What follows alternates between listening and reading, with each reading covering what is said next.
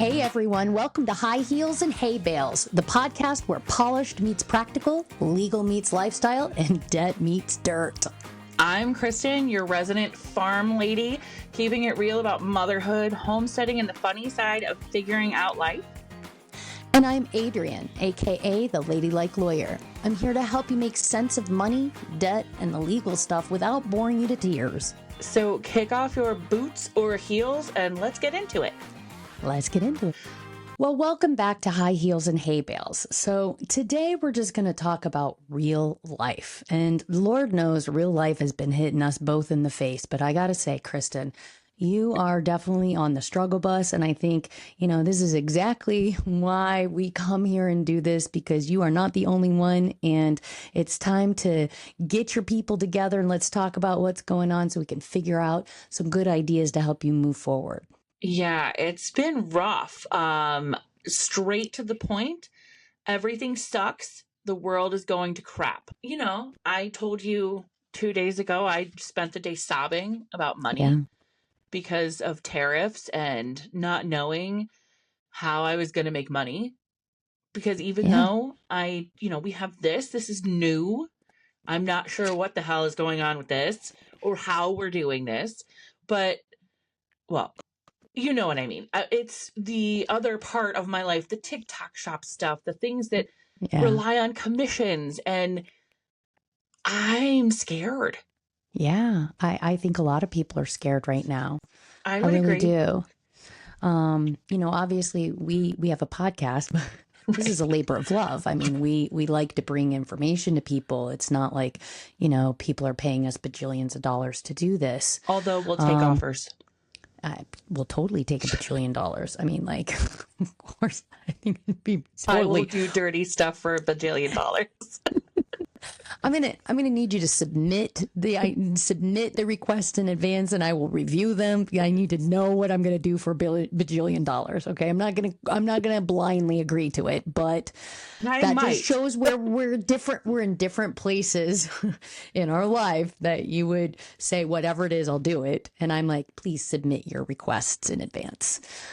So I get it. So I want to make sure that our listeners, understand really what you do. You are a stay-at-home mom, and you're a homesteader, and you run basically a business. So you're like 3 things.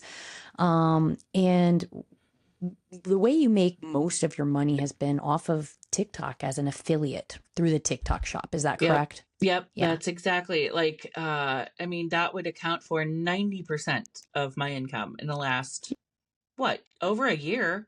Yeah. Almost. Yeah. Since December of, what year is this? 2023. It's 2025. So over a year, a little over a year. Yeah. And now with the tariffs, we're seeing, everybody else is like, I won't be able to get machine orders, but it really goes beyond that. And, real people like my friend Kristen here starting to suffer. And I don't think that you're alone here. And I think that's why it's really important to talk about. I give you a lot of credit because you were very adamant about, getting the recorder on and talking today, because it's been a difficult couple of days. It has. And not to discount that, I know tariffs and the rising cost of everything is going to affect people in a higher income category. I mean, obviously, it's hitting us first because we are so paycheck to. I mean, my husband's income that pays everything, not all of it. And my income pays the rest of it. And I make sure everybody has what they need. And it's still tight. And so all of these rising prices and everything, I mean, I didn't order from Temu all the time. I didn't have to order samples on TikTok. But the stuff that I was selling, now all of a sudden, the prices for something that was like $6 is now $36. So I'm like, hold on. Wait, what? And this morning, a friend of mine was like, hey, did you see what Temu's doing? And again, I don't really pay much attention to it. She showed me a screenshot of one of her friends who's a small business owner. They make purses and bags and stuff, and they order their little charms and like the little Right. tags on your bags Mm-hmm. from Temu because they're cheap. Right. For her, I think it was $100 order after shipping and everything, and then the import charges, it was $461. Yeah. And I was like, that's the end of small businesses that use overseas production. And we can fight all day about Buy American. Your friend is making stuff in America. She's got to use supplies and things that exist outside of America. See, we're not in a position. We are not in a manufacturing position to be able to create every single component of every single thing that needs to be made, right? A car is made up of thousands of parts that are sourced from hundreds of different manufacturers. Yep. And any one of them, and the great, I mean, let's be honest, the high likelihood is a lot of the pieces and parts that make up the things that are made in America are actually made outside of the United States. We say made in America, but that's not really a thing. And I think more importantly, your friend who had $100 order 2 months ago and now has a $461 $461 order. This, my friend, is what happens when we impose tariffs. Mm-hmm. This is what tariffs look like. And I don't know what anybody thought we were going to get. I don't know why anyone thought that your friend would suddenly be able to sell her stuff for the same price when her costs have gone up by 350%, right? Over 300%. Like, right? It's mind blowing to me that people do not understand what tariffs do. I get there have always been tariffs. Okay.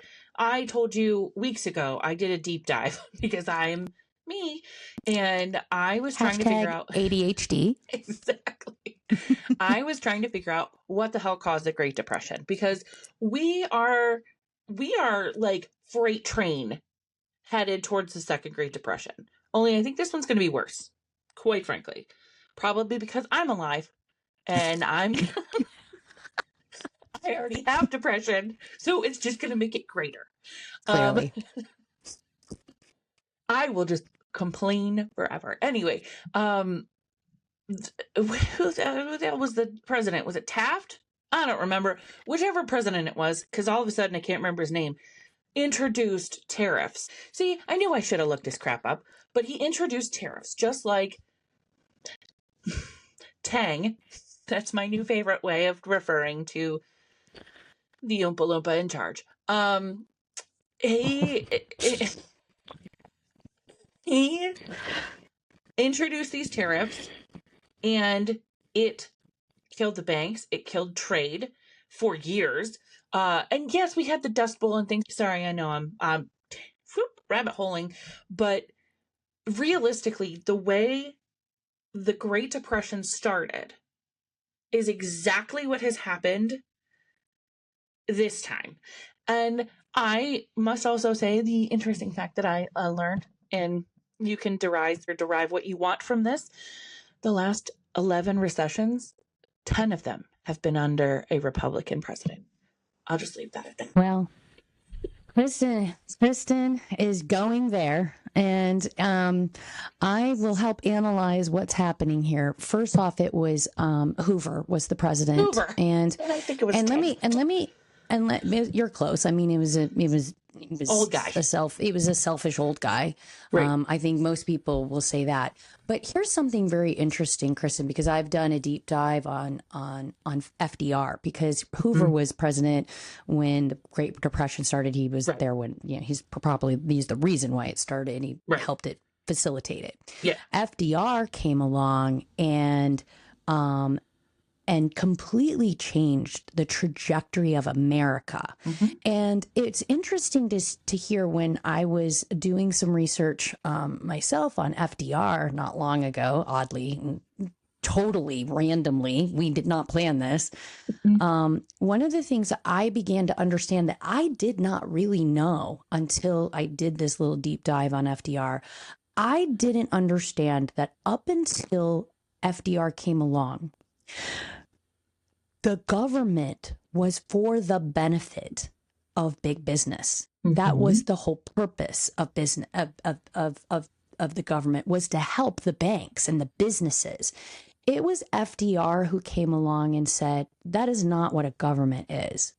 We need to create Social Security. A government needs to help ensure its people are safe and healthy and able to amass wealth and live, right? That is what FDR was, a completely different a way of looking, and he brought America out of the Depression, right, with a lot of high hopes and a lot of plans in place that we have enjoyed and we've come to rely on. And this, go ahead. Oh, I was going to say, he did that even after world wars. I know. He did it because he was a pretty strong president. And I also, he wasn't born with polio. He got it. I mean, he was a bit full of himself. He wasn't perfect. He was also a ladies' man, if I'm correct. Yeah, he was a bit of a ladies' man. He was. But my understanding from what I picked up from the research was that after he got polio as an adult, right, and that is when he really started to care about other people. He started to worry about them. When he had to go into a wheelchair, all of a sudden he was at these facilities that had all these people in wheelchairs, and he started looking around going, what is going to happen to them, right? And so I don't think I understood how deep-seated big business deeply believes that the government is there to help them. And I understand why people say, well, the government's not here to help us, but the government is here to create, a framework for us. And, I don't know what else to say except that I think Hoover went down in history as being, you can't even remember him, for God's sakes. So FDR, is somebody who is beloved and remembered, despite the fact he was a ladies' man, because he cared about the rest of the people. So if history is going to repeat itself, right, and it does, history does repeat itself eventually. That's why we got to study it. It just begs the question. It tells me that leaders who care about the people, right, are probably going to be the ones who are remembered for good things. Right. And I think that turning your back on the people is probably, it's a tough one. It's a tough one. You're making a choice there. I think, and I mean, we have all of these social, government programs that are being destroyed. I mean, the fact that Social Security, who the hell knows what's going to happen with that at this point? I mean, if my husband doesn't have 401k, he's supposed to have started it, but why the hell do it when the stock market's crashing? I mean, we can argue that all day, but I don't have savings. We filed bankruptcy last year. We were good because money was just pouring in. Like, everything was great. And we were not living outside of our means. We were using the means we had to take care of the things we had to take care of. We were, maybe we were buying a little extra here and there and, making sure we were enjoying the money. But now, here we are, almost a year. It's 11 months since we filed bankruptcy. My husband's car is breaking. Thank God I got a car when I did that is lovely and wonderful and safe, and he can drive it back and forth to work. But we can't afford to get another car right now. And again, we are not the only people in this place. I'm starting a farmer's market in our city back up. And the reason I'm doing it is because our city is a food desert. I grow food. I can go to the auction, buy extra food, take it to the farmer's market, and go to the city where there's very limited public transportation. Elderly people that live in the apartments near there can't get to the grocery store. I think it's just so overwhelming that there is so much going on, and nothing I can do to make more money. Like, I can't do anything to stop it or fix it. Right. And I think that's where a lot of people are, unless you're completely blind to it, Right. which is infuriating. I want to stop and take a moment because you said earlier that this type of, a downturn in economy affects everybody. It's going to affect me. It affects you. But it doesn't just affect you first. Okay. It affects you disproportionately. It affects you in a way it doesn't affect me. And that's really the differences between you and I. That's why we're doing this podcast, because we do live a bit different lives at times. Right. And what I know is that when you are at, when you are barely able, when you have enough money to meet all of your needs, right? There's a certain number there. Right? We can call it poverty level. We can call it, the average amount that you need in order to exist, whatever that number is as an average.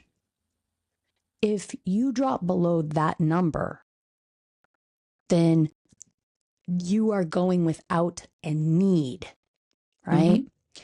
If I go, right, I got to go way down to get down to that number. Mm-hmm. Let's be honest. And that's a truthful statement. So, it's one reason why a flat tax is not fair for people in lower incomes, right? Because if you're making $30,000 a year and you have to pay $3,000 of your dollars, that $3,000 represents a different amount of money than somebody who makes $10,000 a year and has to give $1,000 of it away. Right? Yep. It's a way different if somebody makes $300,000 a year and has to pay $30,000, because after the $300,000 person pays $30,000, they still have $270,000 to eat, have utilities, have a roof over their head, be able to drive. So it doesn't affect us in the same way. Now we stop spending. Right? We pull back a bit, which then affects, the car salesman, and it affects, the cashier at the grocery stores or at Walmart. Right.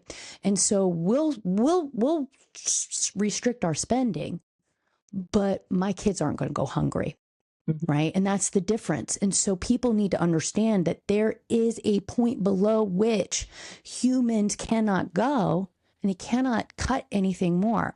And that's something I think is greatly overlooked by the average person, especially the average person who is comfortable, right? Is financially comfortable. That is a fantastic point, because I mean, we've been at the point where it's like we make poverty level or below poverty level, and something's happened and we're like, what do we take away? What do we stop paying for? What do we do here? And then we made a little bit more money. And so when something happened, we were able to scale back. And because the cost of everything is going up, it's like we can't make any progress in that. And okay, we're barely getting there. And then what do we take away? Because at this point, if my income were to completely disappear, I have absolutely no effing idea what we would do. Let me ask you something. How old are you? Almost 41. Okay. So I'm looking at a graph that I picked up at one of my conferences in the last couple of weeks. As you know, I'm a bankruptcy lawyer, and we are talking a lot in our conferences and amongst ourselves about the concerns that we're seeing and the amount of debt that people are carrying, about the consumer debt. But here's one that really, really gave me pause and I thought of you as soon as I saw this. Did you know that people in your age group, the average amount of retirement savings, okay? So this is like 401k and all that stuff. And I want you to hear the first number is a it's a head fake, okay? So between the ages of 35 and 44, the mean value of savings, the amount of money people have, this is the mean. So this is going to be the total average, is $141,000. Sounds great, right? $141,000. Okay.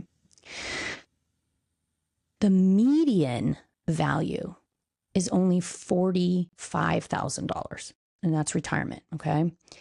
It's not the average, it's the middle number. And what this chart shows me is that there are groups that have lots of money saved, but they are not the people who need it. Right. So when we get to the age of, I'm still in the 45 to 54 category. These are people with savings. Okay. Percent with savings, all households, mean value. Wait. The percent with savings is what I'm interested in, because percent with savings. So when you take your age category into all households, your higher number people are making have about 87,000 saved, and you have 9,500 saved in your age category. That's going to be in your 401k, right? Right. And so I'm going to go down to my age category, which is 45 to 54. Mean out of all households is 194,000. Okay. But the median, meaning all households, out of all households we put in here, the total average amongst all households in savings in my age category is $20,000. Here's where it gets really concerning. 55 to 64, the rich people have lots of money because that number jumps up. The mean value jumps up to $306,000. The median is $6,000. That means the average is 306, and only $6,000 for regular people. So people in my age category are skewing the average, right? Because we have lots of saved up. And so what's so important here is that 55 to 64, the average amount of money that people have is $16,000 saved. When you get to 65 to 74, it's 6,000. And 6,000. And when you get to 75 or more, the median value of savings is zero. Zero. And did you not tell me that as you go up in the age categories, the debt ratio gets higher as they get older? Yes. So with zero savings, they have like gajillions of dollars. I don't remember the numbers, but it was like, exactly, it was scary. What you're talking about is the total debt balance by age of borrower. And let me give you an example of this. For people ages 70 and over, there was $0.25 trillion in debt. 0.25. Okay, is that 250 billion? 0.25. 20 years ago, that's what people 70 and over had in debt. Today, they have 1.5 trillion. And that is an increase from 0.25 to 1.5. So that's an increase of 4 times. That's 4x. And how are we saying this is our golden years? I mean, realistically. Well, and I want to say to you, it's quite similar for the other age categories, but it's particularly concerning for people 50 to 59, 60 to 69, and 70 and over, because those are the age categories that are diminishing in the ability to earn, right? So even in the 50 to 59 age bracket like me, 20 years ago, my people were carrying about $2 trillion worth of debt, and now we're carrying $3.75 trillion. That's just in 20 years. Every single age category has gone up. There's just no discussion here that we're barreling towards some problems. And if we interrupt or we do not have Social Security available, right, then that means that the whole house of cards falls. I mean, I'm looking at these numbers, 65 to 74, the average amount of the average household, median, the middle of the road household and below, has $6,000 in retirement savings. That's it. People in my category, I mean, my people are bumping that mean average up to 310, but everyone else is at 6. 310,000 for people, who've been committed to their retirement and their 401ks and their ESOPs and their TSOPs and all that advanced stuff that not everybody has access to. And the question becomes, when you can barely pay your mortgage and your car and to feed your kids, where do you find the money for this? Right. And that's the crisis that we're facing. That's what I was going to say, is you hit the nail on the head. If you have access to those things, I would venture a guess that 50 to 60 something are kind of the last people that had career jobs. If Mm-hmm. you know what I mean? Like Yeah. how you would start a job when you were 20 years old, 21 years old, and you would work there for 40 years and Right. retire and be done. And you would have your IRA or your 401k or whatever. I don't even know what all the letters and numbers mean anymore. My husband worked at his last job for like 16 years, and people were shocked that he worked in one place for 16 years. Yeah. That isn't a common thing anymore. And then on top, and they had, 401ks and whatever, but we aren't taught how to roll them over. We aren't taught how to create Yeah. any other sort of thing. That is something we are not taught. Yeah. And That's true. it's a huge problem. And now, because after COVID and everything, the work culture itself has changed. Yeah. So many of us doing social media, so many of us are living the hustle culture, and there is no room for the savings. Yeah. It's a freaking mess. I mean, we can argue about what is causing this all day long. Well, I think we know what you would blame.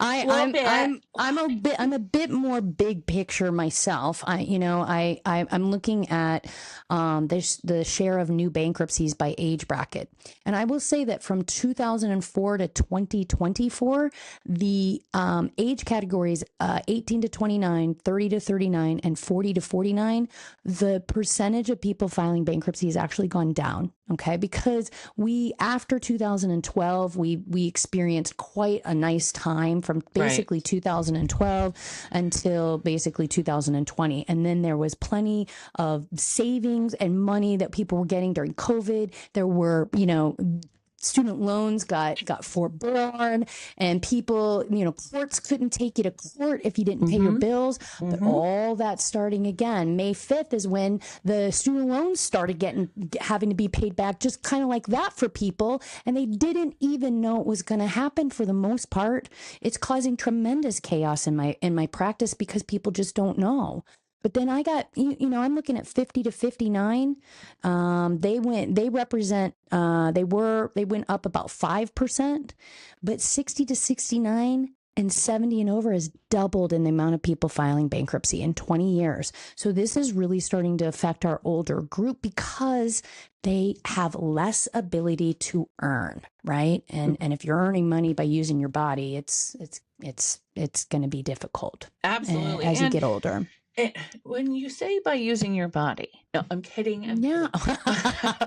Really, in any form, it will always decline in usefulness. That's what I will say. Yeah. So, but no, I mean, whether you're making a widget or whether you're working the street, hard-earned money is hard-earned money, but it doesn't really matter what we're talking about here. You be you. But I have talked to, I'm not a bankruptcy attorney. We know that. But when I do talk about my bankruptcy on my TikTok, I get messages from people like, what do I do? How do I do this? And telling me their stories. And so many people that are 60 and over are like, hey, I don't want my grandkids to know I did this. I don't know how to keep this from them. But it's just fascinating to me that it's mostly older people that have been messaging me lately about this. And in my practice, one thing that I've always been aware of is that when elderly people do finally reach out to a bankruptcy lawyer, they either have the full support of their family and their family all know and they're there helping them, or they've got nobody.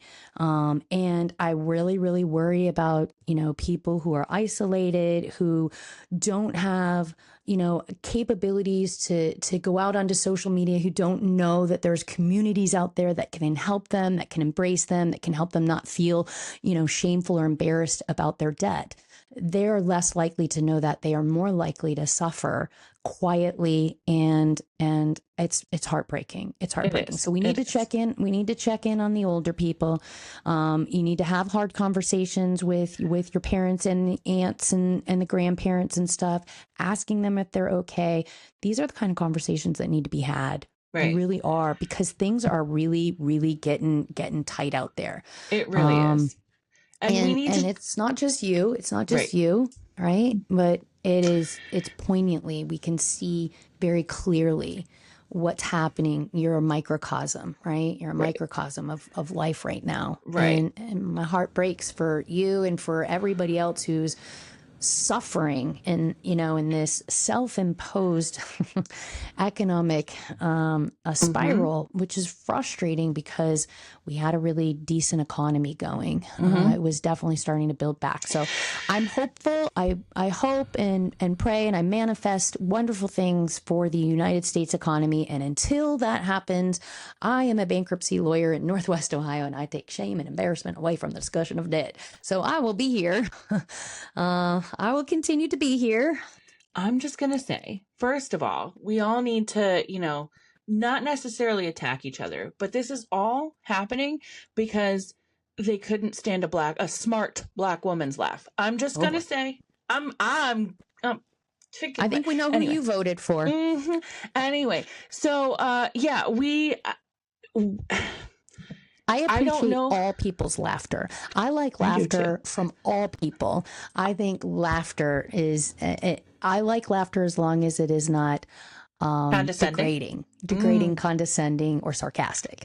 Oh, but I I like like, sarcastic. well, I like sarcastic laughing with you and Oh, I, but I right, don't, right. I mean, like, it's not okay, like, for our leaders to sarcastically laugh. Yeah. That's what I'm saying. So I'm a Yeah. big fan of laughter, and I think everybody is capable of being good laughers and good leaders. And I think we need to expect good leadership from the people that we vote for. So, whoever you vote for, it's your responsibility to hold them accountable and to take into consideration these things that, we're talking about, because voting does matter. And here we are sitting in a pretty difficult situation. A lot of people would argue that this was an unnecessary, painful time for us. So I don't know. I don't know how history. I think I know how history is going to look at this, but I'm not going to purport to be smarter than everybody else. So I don't know. I'm just making sure that I can keep everybody fed and a roof over my head, and yeah, hopefully help my neighbors keep yeah, food in their bellies. Like, yeah, I mean, that's basically all I can do at this point, even though yeah. stress is my number one go-to. Hey, I was crying 40 minutes ago, so it's Yeah, okay. Like, yeah, it's okay.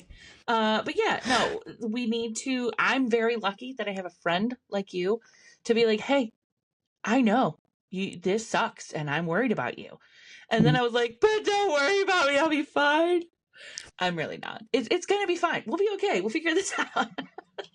You're going through the same types of things that everybody, Everybody. so many people, not everybody, Well, people with all of their needs met very comfortably.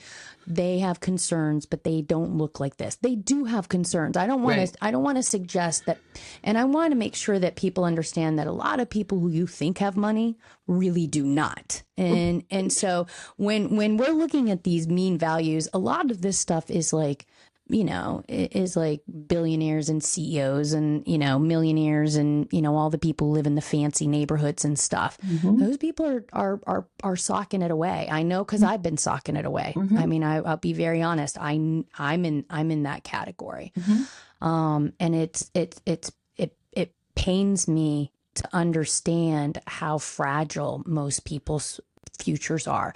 This Mm-hmm. is just a reminder to me that bankruptcy is so important. I know I plug bankruptcy all the time, but bankruptcy is so important because for people in a younger age category, in theory, if you get rid of the debt, you will have some money to save. But right now, if you get rid of the debt, you just got money to kind of try to ride the tariffs at this point, right? Well, I mean, to that exact point, if we had not filed bankruptcy when we did, and we had waited, we would have been screwed just in general because I kept Yeah. making money and it would have screwed us for a longer term. Yeah. And then, I mean, I was thinking about all this today, and I don't need to go into all that, but my brain is going to the people that have small businesses that rely on things that are from overseas.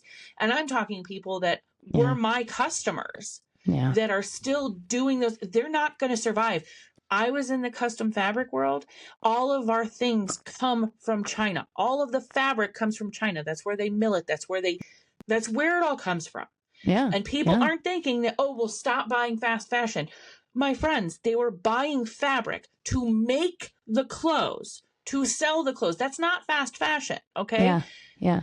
Every single item of clothing, whether it's from an American-made company or overseas, comes from a mill in China. It is physically impossible I'm on my high horse, I'm sorry. I did not know Physically that. impossible for the United States to create the fabric. We could probably do cotton, like just straight cotton, if you want one of those stiff cotton shirts or whatever your bed sheets are made out of. But the knit fabric, the stretchy stuff, like your t-shirt material, all comes from China I or did not know Vietnam that. or whatever. Yes. Yeah. Yeah. Yeah. It was Yeah. cheaper and most of them source from China because that's where it's a whole thing. But I have friends and acquaintances that had those same businesses I did. Almost every single one of them has shut down. Almost all of the businesses that were customers of them are shutting down. And I'm like, I probably should not have gone on, but I'm thinking about those people who are going to need to look at bankruptcy as an option because they are going to be screwed. Their entire income is going to be gone from this. And it's just, it is, I think I feel like I know I'm stressed for myself, but I'm stressed for the other people. Yeah, I get that. I get that. And here's what I want. And again, just to expand on that, this is just your experience in the fabric industry, Mm-hmm. right? Like there are a bajillion other industries people are in, people who sell, supplies to dentists, right? Mm-hmm. Like that stuff doesn't come here, right? High end salespeople. My mother was in sales all of her life. She sold large scale diagnostic equipment. And she worked for companies like Becton Dickinson and Roche and that kind of stuff. And, the machines she physically sold will have parts from, right? So her industry, every single industry is going to be impacted. And so if you start to fill it backwards, it's really a struggle to understand where the win is right now in this moment. And I can only hope that cooler heads prevail and we're able to get this train, slap it back on the tracks. It sure looks like it's a runaway train right now, but I'm hopeful somebody can slap it back on. All right. I'm going to not get myself on a federal watch list right now. Yes, that's a good idea. That is a good idea. It is a good thing we pre-record these and we are able to delete stuff because I do not want my friend getting arrested. I would never. No. I'm a good girl. But anyway, yeah, this has been. You're frustrated and scared, and you're empathetic, so you're worried about other people, and that's fair. And it is. I think a lot of us, me personally, I worry about things, right? But I worry about things that are very different, and I don't worry about being able to keep a roof over my head or feed myself. But you also had a husband who has been penny pinching and saving for 25 years. Well, yeah, but we were also, we were in careers that paid well enough that we were able to do those kind of things. We had a lot of lucky things happen to us. Right. I did not have to pay for college. Right. And I only had to pay for 1 year of law school. That in and of itself gave me such a tremendous advantage over practically everybody else. I did not get to home plate on my own. I was born on the field, and I'm white. And so that white and born in America gives me a tremendous advantage. The female part brings it down a little bit, but I was definitely born there. I got educated parents, and it was the priority of them for me to get an education. Now, that doesn't mean I'm super fabulous, right? I'm not any better than you. Right. You just didn't have the same household that I had, and you didn't have the same philosophy about money. swirling around your head in your formative years. Mm-hmm. And, my husband is incredibly penny pinching, but we were also taught that you have to start contributing to your 401k the first day you start a job, and you never, ever, ever, ever touch it ever again. And, somehow I did that in the very beginning and never looked at it. I just never looked back. And, but that is unrealistic. It's unrealistic to think that somebody like you would be able to amass enough wealth to take care of yourself in your retirement years. It's just not realistic, unless you win the lottery. Come on. Come on, Snake eyes, lucky right? 7. Come on, That's what it is. 7. See, I can't even gamble because I'm like, snake eyes. Is that what I want? I don't even know. Yeah, I actually don't know craps at all, even though I've tried to learn a few times. My gambling strategy is to put the coins in and push I play video poker, and I push everything really slowly so I can get a free drink. Here's my If thing. I can get 2 free drinks out of $20, it's a win. At least that's how it used to be. And now it's just like, if I can just get 1 drink for $20 and sit here long enough to make it worthwhile, I think I will have experienced fun. I'm not a big gambler. Well, see, I can't be a big gambler because A, I'm poor.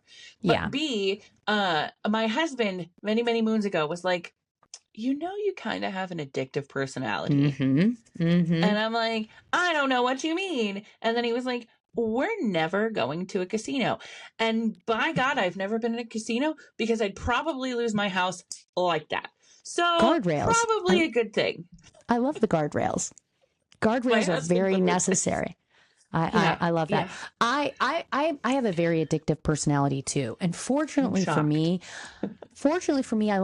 I like money in my pocket, and I like things.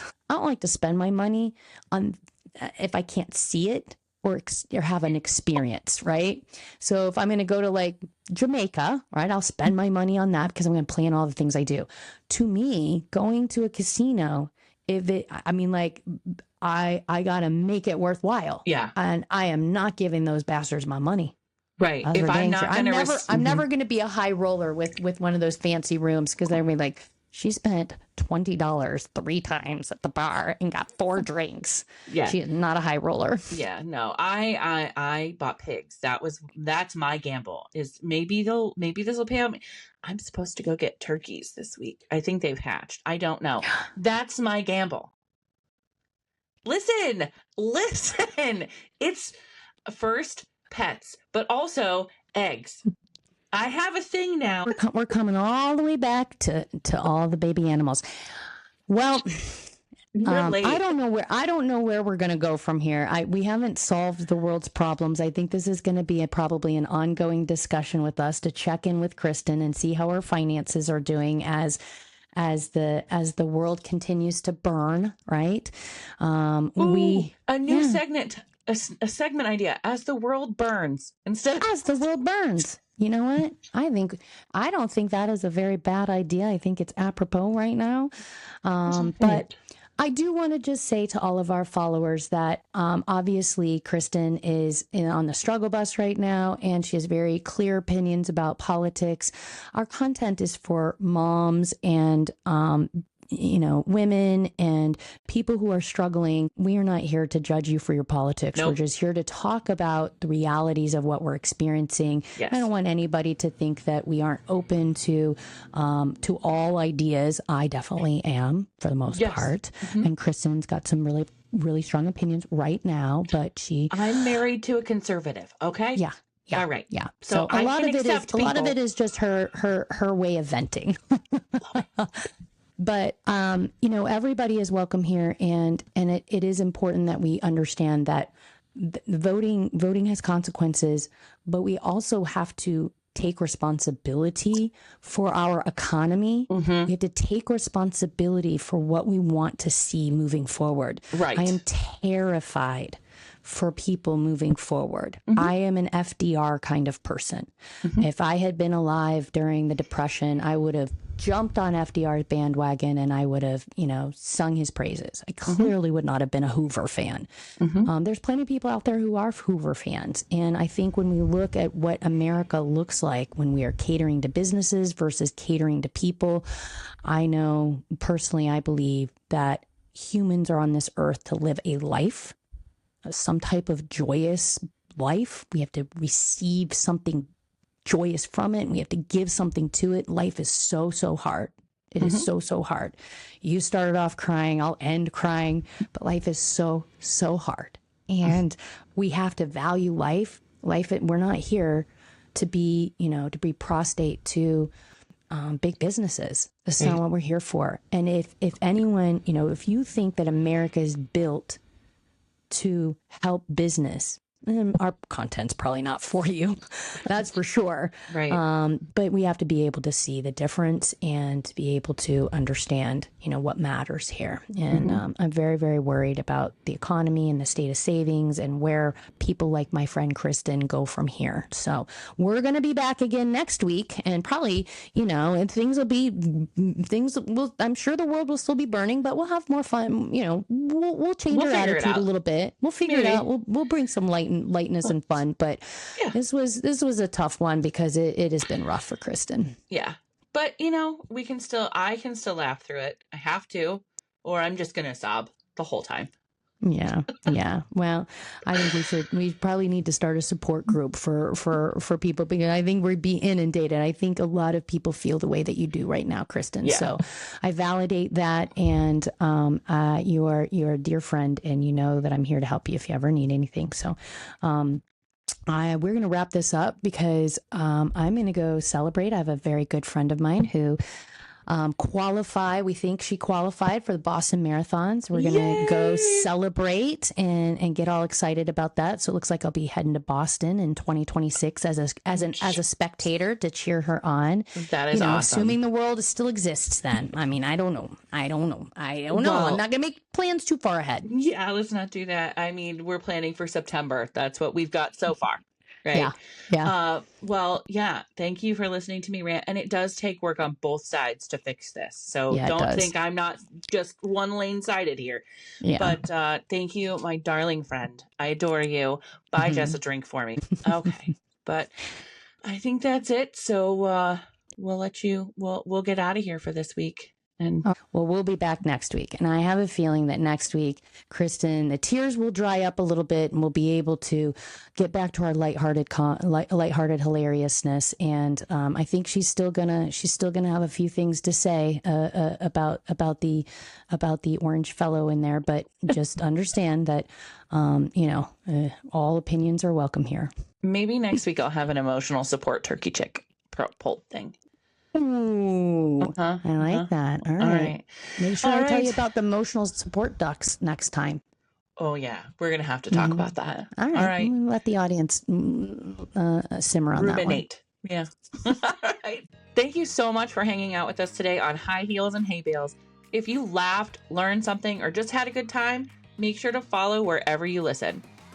And don't forget, we've got even more for you. Head over to highheelsandhaybales.com and subscribe to our newsletter and Substack for exclusive behind-the-scenes content, bloopers, and tips you didn't even know you needed.